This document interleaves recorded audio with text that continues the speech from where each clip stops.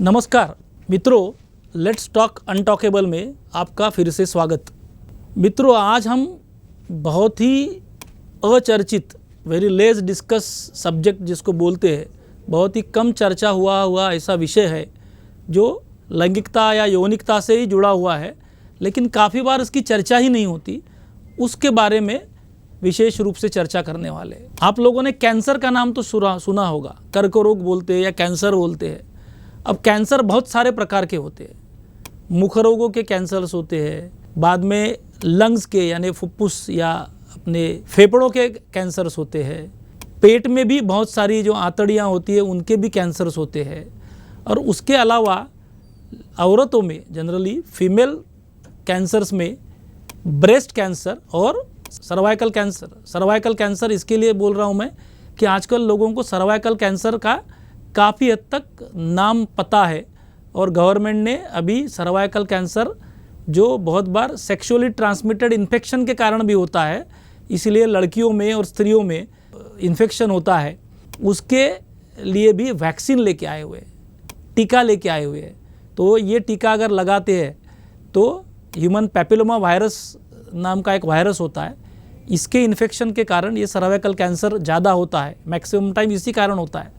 तो अगर ये टीके से प्रतिबंध अगर हो जाए ये इन्फेक्शन को, ह्यूमन पैपिलोमा वायरस को, तो शायद सर्वाइकल कैंसर्स औरतों में होंगे ही नहीं। क्योंकि आप जानते हैं कैंसर होने के बाद में की जो प्रॉब्लम्स होती है वो क्या है। और वैसे ही ब्रेस्ट कैंसर, सर्वाइकल कैंसर के अलावा फिर ओवरियन ट्यूमर्स बोलते हैं या ओवरीज का कैंसर, ऐसे कई प्रकार के कैंसर्स होते हैं। बट कैंसर बोला यानी सबसे पहले आदमी के या किसी भी मनुष्य के दिमाग में एक बात आती है कि फियर ऑफ सर्वाइवल, क्या मैं ये कैंसर से बच पाऊंगा या पाऊंगी या नहीं।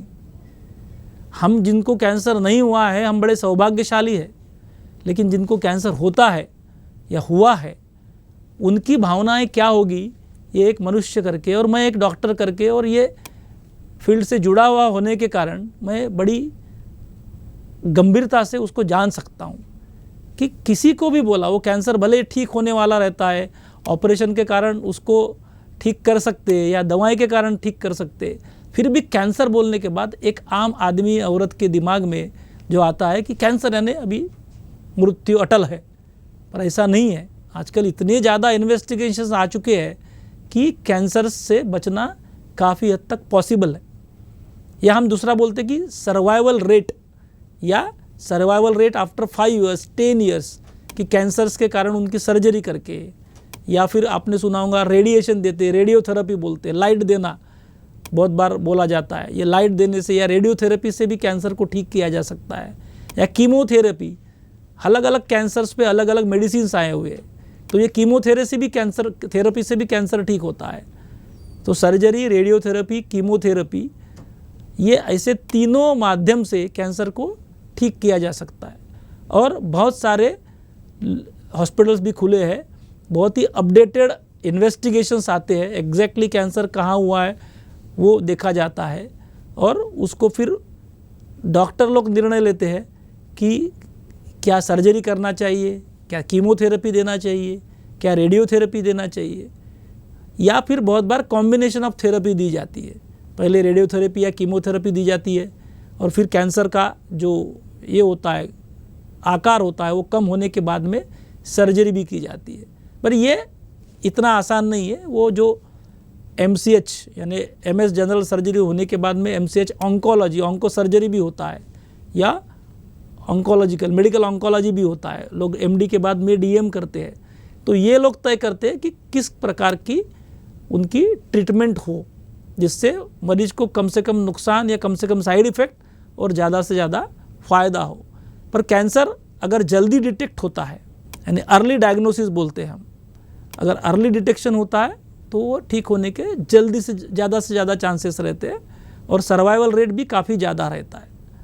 या कुछ कैंसर में तो ऐसा होता है कि जैसे आम आदमी जिसको कैंसर नहीं हुआ है, ट्रीटमेंट के बाद, सर्जरी के बाद वो भी आम आदमी जैसा अपना वो भी जी सकता है या जी सकती है।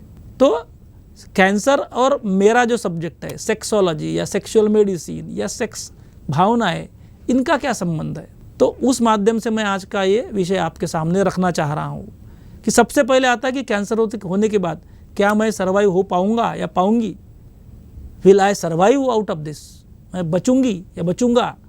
तो ये बहुत पहले रहता, तो उसमें फिर सेक्स की कोई संभावना नहीं होती। जब आदमी की जान पे बनाते हैं तो सेक्स और बाकी चीज़ें ध्यान में भी नहीं आती, क्योंकि सेक्स का भाई ये क्वालिटी ऑफ लाइफ है। तो हम जब सब अच्छी सुखी रहेंगे, सब रहेंगे, उसके बाद में हमें ये भावनाएं ज़्यादातर आती है। मैं कंफर्टेबल हूँ, सिक्योर हूँ, तब मैं सेक्स के बारे में ज़्यादा सोचूंगा। ऐसा हर व्यक्ति सोचता है। तब जब व्यक्ति को पता चले कि मुझे कैंसर ग्रस्त में हूँ, तो उसके मन में सेक्स की भावनाएं नहीं आएंगे, डर ज़्यादा रहेगा, मृत्यु का भय। उसके बाद में बहुत बार ऐसा होता है कि लोगों को लगता है कैंसर हो गया तो मुझे मेरा किसी को पैर, हाथ, ऐसे कुछ कैंसर अगर हो जाते हैं तो कभी कभी कैंसर बहुत ज़्यादा फैल गया तो एम्पुटेशन करना पड़ता है, सर्जरी करनी पड़ती है। उसमें कभी कभी अपंगत्व भी आ सकता है, दूसरे का आधार लेके जीना पड़ सकता है। तो ऐसी बहुत सारी कठिन परिस्थितियाँ दिमाग में आती है या हो जाती है, तो उस वक्त भी सेक्स का विचार मन में नहीं आता है, क्योंकि पहले यही विचार ज़्यादा रहते हैं। एक कैंसर ऐसा है, जैसे औरतों में स्तनों का कैंसर होता है, ब्रेस्ट कैंसर। अब उसमें उनका स्तन काट देना पड़ता है, उसको रेडिकल मैस्टेक्टॉमी बोलते हैं हम लोग। मैस्टा यानी ब्रेस्ट और मैस्टेक्टॉमी यानी उसको सर्जरी करके कैंसरग्रस्त जो भी उसका भाग है उसको निकाल सकते। अब ये निकालने के कारण मैंने बोला कि ब्रेस्ट ये औरतों को बहुत ज़्यादा प्रिय रहते हैं। सिर्फ सौंदर्य के लिए वो प्रिय रहते हैं ऐसा नहीं है, बट यही ब्रेस्ट है जिनने उनके बच्चों को दूध पिलाया हुआ है। माता अपने स्तनों के द्वारा ही अपने बच्चों का पहले कम से कम 6 महीने में लालन पोषण करती है। उसके दूध से ही वो बच्चा 6 महीने तक अच्छा खासा बड़ा होता है। बड़ा महत्व है ये, इमोशनल एस्पेक्ट जो बोलते हैं वो बहुत ज़्यादा है। तो उसके कारण को भी स्तन को किसी के स्तन को कैंसर के कारण काट दिया जाता है, तब उसके मन में, वो औरत के मन में जो हीनता की भावना आती है या सेल्फ एस्टीम कम हो जाता है, मेरा एक अंग कम हो गया, ऐसी भी भावना रहती है। इवन सर्विक्स या यूटेरस के कैंसर, गर्भाशय के कैंसर, उसमें भी औरतों को लगता है। मैंने बहुत पुरानी एक कहानी पढ़ी थी, वो औरत का जब हिस्टेक्टॉमी बोलते, गर्भाशय निकाल दिया जाता है, तो उसकी भावना कैसी रहती कि मेरे बच्चे का पहला घर छीन लिया गया। तो औरत या जिसका भी ये ऐसा कोई पार्ट जब निकाला जाता है तो उसके मन की भावनाएं क्या होती है, ये मैं ज़्यादा आपको समझाने की कोशिश करता हूँ। कि बच्चा गर्भ में रहता है 9 महीने, तो उसका पहला घर तो अपनी माता का गर्भ होता है। तो वो माता के मन में अगर ऐसा उसका कोई अवयव निकाल देते हैं कैंसर के कारण, तो बड़ी हीनता की भावना आ सकती है या निराशा का भावना आ सकती है। अब जब निराशा की भावना रहेंगी तब ऐसे चीज़ें करना संभव नहीं है, सेक्स के बारे में विचार भी करना संभव नहीं है। फिर होता है लैक ऑफ इंटीमेसी। क्या होता है, कैंसर हो गया यानी पहले डायग्नोसिस हो जाएगा, फिर डायग्नोसिस के बाद पूरी जांच होती है, सीटी, एमआरआई, बहुत सारी ब्लड टेस्ट, सोनोग्राफी, ऐसी अनगिनत जांचें होती है। आजकल पेट स्कैन आ गया है, उससे भी जांच होती है, और उसके बाद में फिर डॉक्टर फिक्स करते हैं कि कौन सी ट्रीटमेंट मोडेलिटी अपनाई जानी चाहिए। तब ये सब चीज़ों में एक दूसरे का सहवास, एक दूसरे का स्पर्श, इंटीमेसी और सेक्स, ये बड़े कठिन हो जाते हैं। वो इच्छा ही नहीं होती मन में, तो उसके कारण भी ये सब बातें आती हैं। और आखिरी में ऐसा रहता है कि कैंसर में बहुत लॉन्ग एडजस्टमेंट पीरियड रहता है, ट्रीटमेंट काफ़ी लंबी चलती है, उसमें उतार चढ़ाव भी आते हैं। तो ये उतार चढ़ाव के कारण भी मानसिक अवस्थाएं ठीक नहीं रहती है, और इसीलिए फिर सेक्स ये बहुत दूर की बात हो जाती है। तो ये कारण से भी कैंसर के मरीजों के साथ में सेक्स की चर्चा होनी चाहिए। अगर वो ये क्यों, क्योंकि आजकल कैंसर की ट्रीटमेंट अच्छी होने लग गई, लोग बचने लगे, 5-5, 10-10, 15-15 साल बचने लगे। कुछ केसेस में तो मैंने बताया कि जैसे नॉर्मल लोग रहते वो हिसाब से भी वो जीवन जीते हैं। तो सेक्स क्यों इम्पॉर्टेंट है, क्योंकि सेक्स ये क्वालिटी ऑफ लाइफ है। विवाहित स्त्री पुरुषों में एक दूसरे के साथ प्यार जताने का एक माध्यम है। हम तो बोलते हैं एक संवाद भी है। तो ये संवाद को निरंतर चलते रहना चाहिए, क्योंकि पति पत्नी के रिलेशन का ये बड़ा मूलभूत और सबसे अहम अंग है। तो अगर कोई आदमी को कैंसर हो जाता है तो उसको भी इच्छा नहीं रहती है और उसकी पत्नी को भी इच्छा नहीं रहती है। उसको लगता है ये सब तो अपने मृत्यु से जूझ रहा है, इसके साथ सेक्स कैसे करें, या हम कैसे बोले कि हम सेक्स करें या ना करें। वही अवस्था अगर औरत को कैंसर हो जाता है तो उसके पति की भी होती है, वो भी डरा हुआ रहता है। मैं तो बोलते बोलते हमेशा बोलता हूँ कि अगर कोई औरत को कैंसर हो जाता है, पत्नी को कैंसर हो जाता है, तो उसका पति बड़ा दुखी हो जाता है, वो बड़ा शॉक्ड हो जाता है। क्योंकि आपने देखा है घर में क्या होता है, घर पूरा संभालती है औरत है, आदमी तो सिर्फ कमा के पैसे लेके आता है। आजकल तो औरत पैसे भी लेके आती है, कमाती भी है और घर को पूरा संभालती भी है। बाल बच्चे, घर का खान पान, वृद्धों की केयर, ये सब औरतें ही करती है। आदमी तो सिर्फ नाम का प्रमुख होता है, वो राष्ट्रपति जैसा, और बाकी सब काम जैसे हिंदुस्तान में पंतप्रधान करते हैं वैसे पंतप्रधान तो घर की औरत ही रहती है। और उसको कुछ हो जाए तो अपना क्या होगा और अपने परिवार का क्या होगा, इस कारण से वो पति भी दहल जाता है और वो दहलने के कारण फिर सेक्स की भावना भी खत्म हो जाती है। तो ऐसा नहीं है कि जिसको कैंसर हुआ उसकी भावनाएं खत्म हो जाएंगी, जिनको कैंसर नहीं है उनकी भी भावनाएं खत्म हो जाती है, या उनको भी डर लगता है क्योंकि उनको लगता है पहले मेरा पार्टनर बचे, सेक्स तो देखा जाएगा बाद में। तो ऐसे समय में जब पेशेंट अच्छा होने लग जाता है, ये हो सकता है कि अच्छा होने के लिए उसको टाइम लगेगा।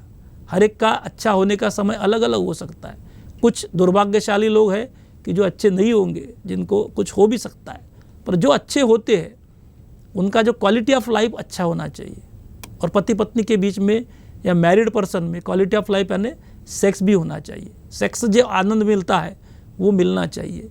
इसीलिए जिन लोगों को सेक्स कैंसर है लेकिन अभी वो उससे पूरी तरह से छुटकारा पाए हुए हैं, उन्होंने अपनी ये जो सेक्स की भावनाएं है उसके लिए भी उचित डॉक्टर से चर्चा करना चाहिए। जैसे मैंने बताया कि ये क्यों होता है, क्योंकि उसका डायग्नोसिस होता है, फिर रेडियोथेरेपी होती है। रेडियोथेरेपी के भी बड़े दुष्परिणाम थोड़े बहुत तो सभी के रहते हैं, पर एक कैंसर के जो ट्रीटमेंट होती है रेडियोथेरेपी, उसके भी दुष्परिणाम है। स्कार्स हो जाते हैं, कैंसर से भी सर्जरी से भी तकलीफ होती है। कीमोथेरेपी यानी जो कैंसर की दवाइयाँ ली जाती है उसका भी शरीर पे असर होता है। लोगों के बाल झड़ जाते हैं, बड़ी नाना प्रकार की उनको परेशानियों का सामना करना पड़ता है। और ये करने के कारण भी उनके मन में निराशा पैदा होती है। तो जो जैसे जैसे सर्वाइवल अच्छा होते जाता है और डॉक्टर को लगता है या पेशेंट को भी लगता है, पेशेंट को जब डॉक्टर बोलता है कि आप अभी ठीक हो रहे हैं, आपका सर्वाइवल अच्छा है, तब पेशेंट ने इसके बारे में चर्चा करनी चाहिए डॉक्टर से कि डॉक्टर क्या मैं अभी सेक्सुअल एक्टिविटी में इन्वॉल्व हो सकता हूँ या नहीं, या हो सकती हूँ या नहीं। क्यों? क्योंकि बहुत सारे मरीजों को क्या लगता है कि शायद कैंसर हो गया, मुझे ट्रीटमेंट हो गई, अब मैं बच गया या बच गई, लेकिन अगर सेक्स होता है तो क्या यह सेक्सुअली ट्रांसमिटेड तो नहीं है। तो इस बारे में थोड़ी खुली चर्चा होनी चाहिए। ये पूरे सब्जेक्ट को आजकल नाम दिया है oncosexuality. Onco means cancer and sexuality means अपना यौन वर्तणुक या बिहेवियर, सेक्सुअल बिहेवियर। तो ये चर्चा भी ज़रूरी है। पर हम लोगों में क्या होता है कि कैंसर के कारण बड़े डरे सहमे रहते हैं, तो ये चर्चा डॉक्टर से कैसी करना करके उनको बड़ा डर लगता है कि डॉक्टर कुछ बोल तो नहीं देगा। लेकिन अगर मन में भावनाएं आती है, मन में प्रश्न उपस्थित होते हैं, तो आपने खुले तौर पे इसकी अपने डॉक्टर से, ट्रीटिंग डॉक्टर जो है, आपका ऑन्कोलॉजिस्ट जो है, उससे चर्चा करनी चाहिए। और मैं पूरे डॉक्टरों की तरफ से आपको एक गारंटी दे सकता हूँ कि कोई भी डॉक्टर आप पे हंसेगा नहीं, कोई भी डॉक्टर आपको डांटेगा नहीं, क्योंकि डॉक्टर को मालूम रहता है ये नॉर्मल सेक्सुअल फीलिंग्स है, ये सब में आनी चाहिए। जब आदमी का लाइफ स्टेक पे रहता है, जान की जोखिम रहती है, तब कोई बोलेगा भी नहीं। लेकिन जैसी जान की जोखिम खत्म हुई, उसे लग रहा है कि हम ठीक हो रहे हैं, डॉक्टर भी उसको बताते कि अब तुम ठीक हो रहे हो, नॉर्मल रूप से जी सकते हो। तो जैसे नॉर्मल बाकी सब चीज़ें आप कर सकते हैं, वैसे आपके पार्टनर के साथ में आप सेक्स भी कर सकते हैं। तो ये चर्चा आपने खुले रूप से अपने डॉक्टर से करना चाहिए। तो वो आपको सुझाव देंगे कि क्या क्या प्रॉब्लम। अभी सेक्स एक्टिविटी शुरू हो जाती है, समझो डॉक्टर ने बोला कि सेक्सुअल एक्टिविटी शुरू कर दी है, फिर उसमें भी कभी कभी प्रॉब्लम्स आते हैं। मर्दों को इरेक्शन में प्रॉब्लम आना, या उनका शीघ्र पतन हो जाना, औरतों में इच्छा न होने की प्रॉब्लम्स आना, या उनका योनि में जब सेक्स होता है तब लुब्रिकेशन यानी चिकनाहट जो होती है वो नहीं आती है, ड्राइनेस ऑफ वजाना बोलते हैं वो होना ऐसे, या फिर जब ऑर्गेज़म होता है या कामतृप्ति होती है तब पेन होना, ऐसे अलग अलग कई तरीके की समस्याएं उनको आ सकती है। और अगर ये समस्याएं आती है तो वो सेक्सोलॉजिस्ट या काउंसलर से सलाह ले सकते हैं। लेकिन ज़रूरी क्या है कि हम अगर कैंसर से ठीक हो रहे हैं तो हमने हमारे सेक्सुअल लाइफ के बारे में भी सोचना चाहिए, पूछना चाहिए और उसको अच्छा करने की कोशिश करना चाहिए, क्योंकि सेक्स करने से पति पत्नी के बीच में एक दूसरे के संबंध भी अच्छे होते हैं, खुद को अच्छा लगने लगता है। हम बोलते हैं कि what are the benefits of sex, तो बेनिफिट्स ऑफ सेक्स है कि आदमी को अच्छा लगता है, प्लेजर मिलता है। प्लेजर मिलने से आपके शरीर में फील गुड हार्मोन्स बोलते हैं वो सीक्रेट होते हैं, आपका स्ट्रेस कम होता है, ब्लड प्रेशर कम हो सकता है, टेंशन कम होता है, अच्छी नींद आना शुरू होता है और वो व्यक्ति आनंदी रहता है। तो इसलिए ये ऑन्कोसेक्सुअलिटी या कैंसर के पेशेंट्स में भी अच्छे होते समय जो उनकी यौन भावनाएं हैं वो आती है, तो उन्हें उसके बारे में शर्म करने की ज़रूरत नहीं है और अपने एक डॉक्टर से इसकी खुली चर्चा करनी चाहिए। मुझे लगता है ये विषय पे इतनी चर्चा काफ़ी है। अगले एपिसोड में हम एक नया विषय लेके आएंगे। तब तक धन्यवाद।